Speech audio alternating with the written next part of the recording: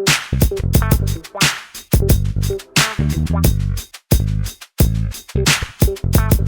you've ever had a time when you've discovered that you're more cranky and more whiny, more irritable, more reactive, and you come to see Jack, one of the first things he's going to ask you is, how are you sleeping? If you're not sleeping, everything seems worse, everything compounds. And so how does sleep affect your emotional well-being? It has a significant impact on your emotional well-being. I usually, you're right, I do give people the circadian rhythm talk, right? It's just a fancy word for saying the routine your body works on. And part of that routine has to do with your sleep.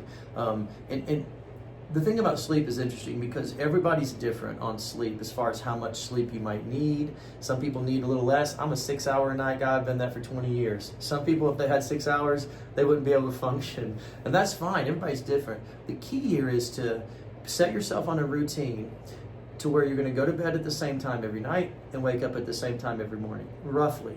And if you do that, then your body will start preparing itself. It'll start shutting itself down. Let's say you're going to go to bed at 11 and you're going to get up at 7. Well, then about 10:30, if you've done this for months, about 10:30 your body will start knowing, hey, we're about to go to sleep. So it'll start shutting down. It'll start, the muscles will start shutting down. The brain will start shutting down. Everything will start getting ready so that when you lay down, you're going to bed and you're going to sleep. If you can't sleep, then there's a message in that. Why can't I sleep? My mind's rushing. It keeps going and going. And that's something. We want to pay attention to that. If you can't sleep, my energy is not stopping. That's something. We pay attention to why and what's going on that's keeping you from sleeping. Maybe it's the context. Maybe you're still running over that fight that you had with your spouse, or the crazy things that your kids are doing, or, really no telling what's going on that could cause you to do it. But the why you're not sleeping is important and something that we could probably help with.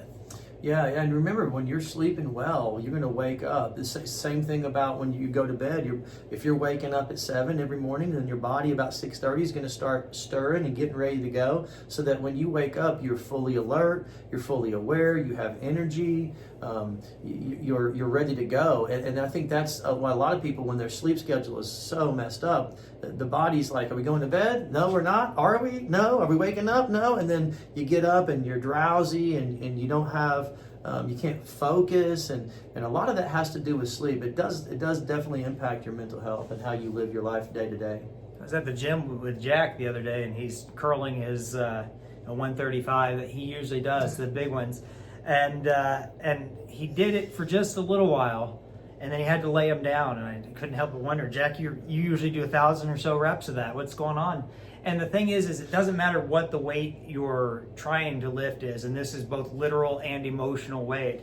If you hold something for a real long time, it becomes heavy. If you are tired, even if it would normally not bother you, it changes the dynamic that you're using as you're going through the things. Yeah, and there's some techniques that we can help you with as far as how to get better sleep, how to set yourself on that schedule to get your circadian rhythm right, and how that will affect your life. And we'd love to help you with that if you're struggling with that.